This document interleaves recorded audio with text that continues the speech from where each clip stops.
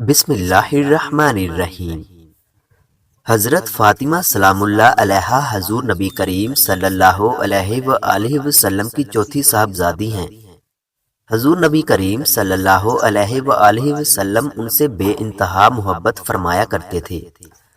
حضور نبی کریم صلی اللہ علیہ وآلہ وسلم کی عادت مبارکہ تھی کہ جب سیدہ فاطمہ سلام اللہ علیہا تشریف لاتی تو آپ صلی اللہ علیہ وآلہ وسلم ان کے لیے کھڑے ہو جاتے اور ان کا ہاتھ تھام لیتے اور ان کی پیشانی کو بوسہ دیتے اور ان کو اپنی جگہ پر بٹھاتے تھے۔ اسی طرح جب حضور صلی اللہ علیہ وآلہ وسلم سیدہ فاطمہ سلام اللہ علیہا کے پاس تشریف لے جاتے تو یہ حضور صلی اللہ علیہ وآلہ وسلم کے لیے کھڑی ہو جاتی اور آگے بڑھ کر آپ صلی اللہ علیہ وآلہ وسلم کا دست مبارک تھام لیتی اور اپنی جگہ پر حضور صلی اللہ علیہ وآلہ وسلم کو بٹھاتی۔ ایک مرتبہ نبی کریم صلی اللہ علیہ وآلہ وسلم نے فرمایا، فاطمہ میرا جگر گوشہ ہے، جس نے انہیں تکلیف دی اس نے مجھے تکلیف دی، اور جس نے ان سے بغض رکھا بلا شبہ اس نے مجھ سے بغض رکھا۔ پھر فرمایا، بے شک اللہ تعالیٰ فاطمہ سلام اللہ علیہا کے غصہ سے غضب فرماتا ہے اور ان کی رضا سے خوش ہوتا ہے۔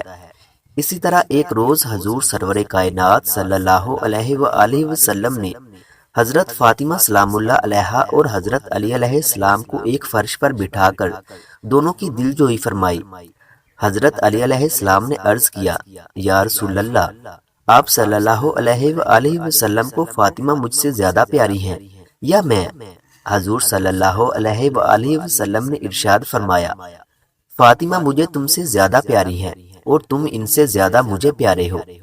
ایک مرتبہ حضور سرور کائنات صلی اللہ علیہ وآلہ وسلم جسم اطہر پر اونی چادر مبارک اوڑے باہر تشریف فرما تھے کہ حضرت حسن بن علی علیہ السلام تشریف لائے۔ آپ صلی اللہ علیہ وآلہ وسلم نے ان کو اپنی چادر اطہر میں لے لیا اور ان کے بعد حضرت حسین بن علی علیہ السلام تشریف لائے۔ آپ صلی اللہ علیہ وآلہ وسلم نے ان کو بھی اپنی چادر اطہر میں لے لیا۔ ان کے بعد حضرت فاطمہ سلام اللہ علیہا اور حضرت علی علیہ السلام تشریف لائے۔ حضور صلی اللہ علیہ وآلہ وسلم نے ان کو بھی اپنی چادر اطہر میں لے لیا اور اس وقت یہ آیت مبارکہ پڑھی۔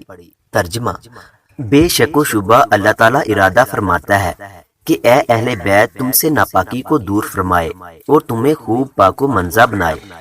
اس کے بعد فرمایا، میں اس سے جنگ کروں گا جو ان سے جنگ کرے گا اور میں اس سے صلح کروں گا جو ان سے صلح کرے گا۔